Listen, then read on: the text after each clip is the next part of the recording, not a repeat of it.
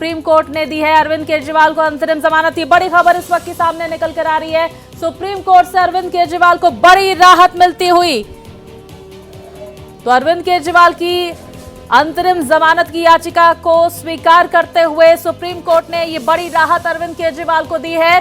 Supreme court ने अंतरिम जमानत स्वीकार कर ली है अरविंद केजरीवाल की इस याचिका को, और अरविंद केजरीवाल को अब अंतरिम जमानत सुप्रीम कोर्ट से मिल गई है। ये बड़ी खबर सामने निकल कर आ रही है। केजरीवाल की अर्जी पर सुप्रीम कोर्ट का ये फैसला सामने निकल कर आया है। अरविंद केजरीवाल को अंतरिम जमानत दे दी गई है सुप्रीम कोर्ट की तरफ से। इस वक्त की सबसे बड़ी खबर भारत एक्सप्रेस पर आप देख रहे हैं। सुप्रीम कोर्ट से अरविंद केजरीवाल को ये बड़ी राहत। केजरीवाल की अर्जी पर सुप्रीम कोर्ट का बड़ा फैसला सामने निकल कर आया है। अरविंद केजरीवाल को अंतरिम जमानत दे दी गई है सुप्रीम कोर्ट की तरफ से। इस वक्त की सबसे बड़ी खबर सामने निकल कर आ रही है। अरविंद केजरीवाल को अंतरिम जमानत मिल गई है सुप्रीम कोर्ट की तरफ से। सुप्रीम कोर्ट ने अरविंद केजरीवाल को राहत देते हुए अंतरिम जमानत दे दी है। विस्तार से जानकारी के साथ मेरे सहयोगी गोपाल हमारे साथ जुड़ गए हैं। गोपाल, बड़ी अपडेट सामने निकल कर आ रही है। सुप्रीम कोर्ट ने अंतरिम जमानत दे दी अरविंद केजरीवाल को, क्या अपडेट आपके पास? जी बिल्कुल स्वाति, सुप्रीम कोर्ट से अरविंद केजरीवाल को बड़ी राहत मिली है। ईडी के मामले में सुप्रीम कोर्ट ने अंतरिम जमानत दिया है, और साथ ही जो केजरीवाल ने रिमांड और गिरफ्तारी को चुनौती दी थी, उस मामले को सुप्रीम कोर्ट ने संविधान पीठ के पास भेज दिया है। और कोर्ट ने कहा है कि अगर इस तरीके का सिचुएशन पैदा होता है तो जो सवाल खड़े होते हैं उन सवालों पर जो है संविधान पीठ विचार करेगी और तय करेगी कि क्या इस सिचुएशन में क्या कुछ किया जा सकता है। क्योंकि अरविंद केजरीवाल ने कहा था कि उनकी गिरफ्तारी अवैध है, रिमांड गलत तरीके से लिया गया है, गिरफ्तारी से पहले उनको नोटिस नहीं दिया गया है, तमाम आरोप लगाए गए थे। यह भी कहा गया था कि लोकसभा चुनाव से कि उनको जो है इस मैटर में अंतरिम जमानत दी जाती है, और जो इशू है सेक्शन 19 का और नीड फॉर अरेस्ट का, उसको जो है रेफर किया गया है लार्जर बेंच में। अभी सीबीआई केस में भी केजरीवाल अंदर जेल में है, तो क्या ये एंटिम बेल जो मिला तो अभी सीबीआई केजरीवाल जी अभी जेल में रहेंगे कि बाहर आ सकते हैं? क्या है? केजरीवाल जी अभी कस्टडी में रहेंगे क्योंकि सीबीआई की बेल अभी पेंडिंग है। सीबीआई। तो देखिए, फिलहाल बड़ी खबर आपको बता दें, अरविंद, आप ये जजमेंट को किस प्रकार से देखते हैं? This is a victory. This is a great judgment, and it is a very historical judgment. We obviously don't have a copy of the detailed judgment yet, which will be uploaded in the course of the day. I am just giving a briefing based on what the court observed during the oral reading out of parts of the judgment. The court has examined aspects of section 19 of requirement of arrest under the PMLA. There were certain legal issues which arose from that, which especially in the context of whether there is a requirement of necessity of arrest in addition to the requirement of section 19 which are stipulated in that section. Those aspects the court has referred to a larger bench, and that outcome we'll have to await.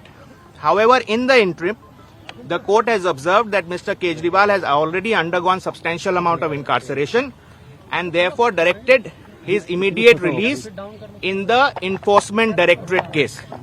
And therefore, insofar as his arrest under Enforcement Directorate is concerned, by Enforcement Directorate is concerned, it has been directed that he should be immediately released. Now that obviously in normal circumstances would have meant that he would be released from jail immediately. However, after the trial court had granted, the vacation bench of the trial court had granted him bail, the CBI had also arrested him. Therefore, he's also been arrested by CBI in a separate, although connected case, but that's technically a separate case. Mr. Kejriwal has initiated proceedings against that also. That is pending and coming before High Court on 17th.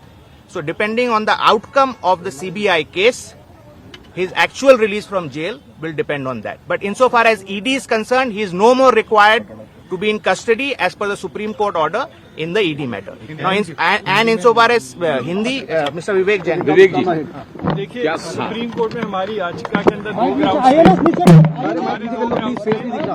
Ground एक ground था merit के ऊपर कि on the merits it is not required to be arrested. दूसरा था ground की necessity क्या है अरेस्ट की, जरूरत क्या है अरेस्ट की। जरूरत वाला पॉइंट हमने इसलिए रेज किया था क्योंकि एनफोर्समेंट डायरेक्टरेट इन्फोर्समेंट डायरेक्टरेट के पास एविडेंस बहुत पहले से थे, इसलिए हमने एक क्वेश्चन रेज किया था कि नेसेसिटी ऑफ अरेस्ट की जरूरत कहां से आ गई जब आपके पास एविडेंस बहुत पहले से थे। सुप्रीम कोर्ट ने हमारी याचिका पे ये क्वेश्चन कंसीडर किया है कि हाँ, necessity of arrest should have been considered. IO को कंसीडर करना चाहिए था कि जरूरत है या नहीं है अरेस्ट करने की, और इसी पॉइंट के ऊपर सुप्रीम कोर्ट ने नेसेसिटी ऑफ अरेस्ट के ऊपर की जरूरत थी या नहीं थी, आईओ ने अपनी जो उनका डिस्क्रेशन है सही तरीके से एक्सरसाइज किया है या नहीं किया है, ये सोचते हुए कि जरूरत है या नहीं है, इस क्वेश्चन को उन्होंने लार्जर बेंच के ऊपर रेफर कर दिया है। लार्जर बेंच इसके पैरामीटर्स निकालेगी कि भाई नेसेसिटी ऑफ अरेस्ट का क्या मतलब है और आईओ को क्या क्या सोच के और जरूरत है अरेस्ट की या नहीं है, इसके ऊपर देखकर ही अरेस्ट करना है। अब क्योंकि मामला अब लार्जर बेंच में लंबित हो गया है, इसलिए सुप्रीम कोर्ट ने कहा है, क्योंकि बहुत देर से अनसाइड है, 21 मार्च से वो अंदर है, इसलिए पीएमएलए वाले मैटर के अंदर उन्हें इंतरिम जमानत दी जाती है और पीएमएलए वाले मैटर के अंदर अब अरविंद केजरीवाल को बेल मिलेगी। As far as CBI is concern, CBI का मैटर अभी भी लंबित है, उसके अंदर हमारी। तो देखिए, बड़ी खबर आपको बता दें, ईडी के मामले में अरविंद केजरीवाल को अंतरिम जमानत मिल गई है। विस्तार से जानकारी के साथ मेरे सहयोगी गोपाल लगातार हमारे साथ बने हुए हैं। गोपाल, देखिए, जानकारियां जो आप कह रहे थे कि ईडी के मामले में मिली है, लेकिन फिलहाल अभी सीबीआई की कस्टडी में है अरविंद केजरीवाल, तो जेल से बाहर क्या अभी नहीं निकल सकते अरविंद केजरीवाल? क्या जानकारियां इसको लेकर? नहीं स्वाति, बिल्कुल नहीं। जेल से बाहर फिलहाल अरविंद केजरीवाल नहीं निकलेंगे। भ्रष्टाचार के मामले में फिलहाल वो जेल में रहेंगे, क्योंकि दिल्ली हाई कोर्ट ने हालांकि उनके तरफ से जो चुनौती दी गई थी गिरफ्तारी और रिमांड की सीबीआई की, उस पर 17 जुलाई को सुनवाई करने वाला है।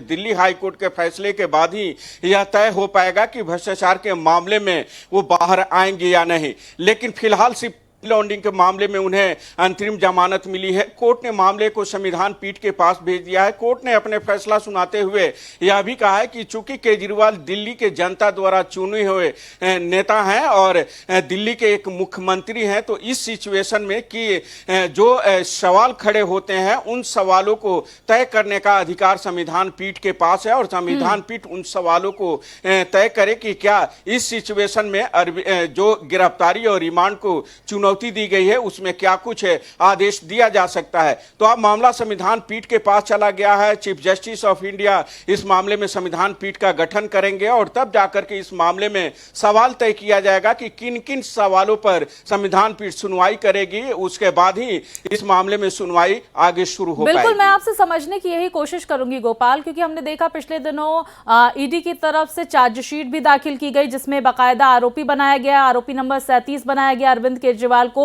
अब सुप्रीम कोर्ट की तरफ से अंतरिम जमानत मिल गई है। अब क्या लीगली टर्म्स देखे जाएंगे आने वाले वक्त में? क्या कुछ हो सकता है कानूनी तौर पर? देखिए स्वाति, ईडी के मामले में जमानत मिल चुकी है। मनी लॉन्ड्रिंग के मामले में अंतरिम जमानत पर तब तक रहेंगे जब तक संविधान पीठ उनके मामले में फैसला नहीं सुना देता है। अब सिर्फ उनके पास सीबीआई का मामला बचा हुआ है। जिस मामले में सीबीआई के मामले में गिरफ्तार हैं, उस मामले को उन्होंने दिल्ली हाई कोर्ट में चुनौती दी है और कहा है कि सीबीआई ने गिरफ्तारी से पहले उन्हें नोटिस नहीं दिया है। दूसरी बात उन्होंने कही है कि 2 साल पहले इस मामले में एफआईआर दर्ज किया गया और 2 साल बाद गिरफ्तारी हुई है। कुछ गवाहों के बयान पर के आधार पर गिरफ्तारी हुई है। उन गवाहों के बयान के आधार पर गिरफ्तारी हुई है जो अभी फिलहाल सरकारी गवाह हैं, इसलिए उनके बयानों के आधार पर गिरफ्तारी अवैध है, गलत है। उनके बयानों को विश्वास में नहीं लिया जा सकता है, यानी कि विश्वास उस पर नहीं किया जा सकता है।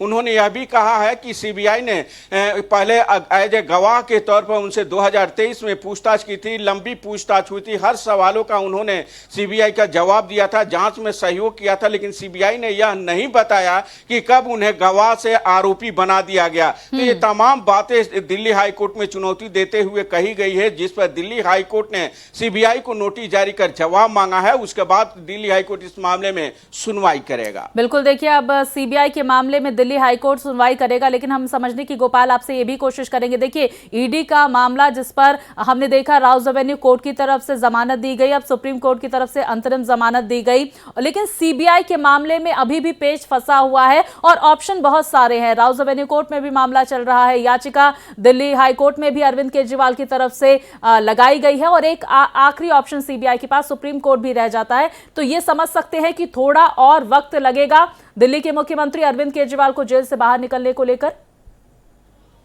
जी बिल्कुल स्वाति, आपने सही कहा, थोड़ा सा और जो है इंतजार करना पड़ेगा दिल्ली के मुख्यमंत्री अरविंद केजरीवाल को। हालांकि एक जरूर इसका फायदा अरविंद केजरीवाल को मिलेगा, इस सुप्रीम कोर्ट के इस फैसले का फायदा सीबीआई के मामले में मिल सकता है और अरविंद केजरीवाल के वकील की तरफ से यह दलीलें दी जा सकती है कि सुप्रीम कोर्ट ने कौन कौन से मुद्दे उठाए हैं और क्या क्या सवाल किए हैं, और यह बातें जब सीबीआई अरविंद केजरीवाल के वकील सीबीआई के मामले में दलील रखेंगे तो हो सकता है कि इसका थोड़ा बहुत लाभ मिले, लेकिन फिलहाल वो जरूर तब तक वो जेल में रहेंगे जब तक सीबीआई के मामले में उन्हें राहत नहीं मिल जाती। बिल्कुल, देखिए सीबीआई के मामले में पेच फंसा हुआ है और गोपाल जो है वो लगातार इस पूरे खबर पर लगातार हम तक अपडेट भी पहुंचा रहे हैं। गोपाल, एक बार फिर से हम चाहेंगे जो दर्शक हमसे अभी जुड़े हैं, आप उनको बताएं कि अंतरिम जमानत देने के दौरान क्या कुछ बातें सुप्रीम कोर्ट की तरफ से कही गई।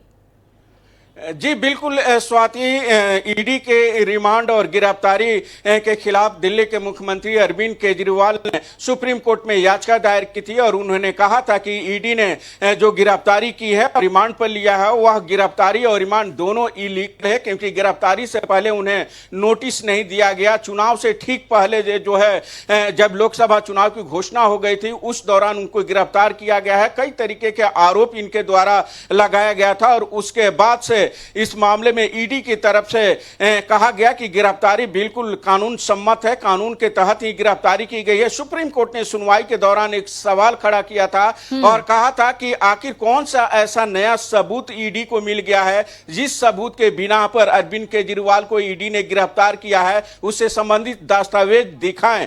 तो ईडी ने इसका विरोध किया था और कहा था कि हम आरोपी को दस्तावेज नहीं दिखा सकते हैं। सुप्रीम कोर्ट ने कहा था कि आपको भरोसा दिलाना होगा कि किन सबूतों के आधार पर आपने गिरफ्तारी की है। आज सुप्रीम कोर्ट ने इस मामले को संविधान पीठ के पास भेज दिया है और सुप्रीम कोर्ट ने कहा है कि जब तक संविधान पीठ इस मामले में अपना फैसला नहीं दे देती है तब तक दिल्ली के मुख्यमंत्री अरविंद केजरीवाल अंतरिम जमानत पर रहेंगे। बहुत शुक्रिया आपका गोपाल, विस्तार से जानकारियां हम तक पहुंचाने के लिए। तो फिलहाल देखिए, ईडी के मामले में अंतरिम जमानत दे दी गई है सुप्रीम कोर्ट की तरफ से अरविंद केजरीवाल को, लेकिन सीबीआई का पेच अभी भी फंसा हुआ है, यानी कि दिल्ली के मुख्यमंत्री अभी भी जेल के अंदर ही रहेंगे।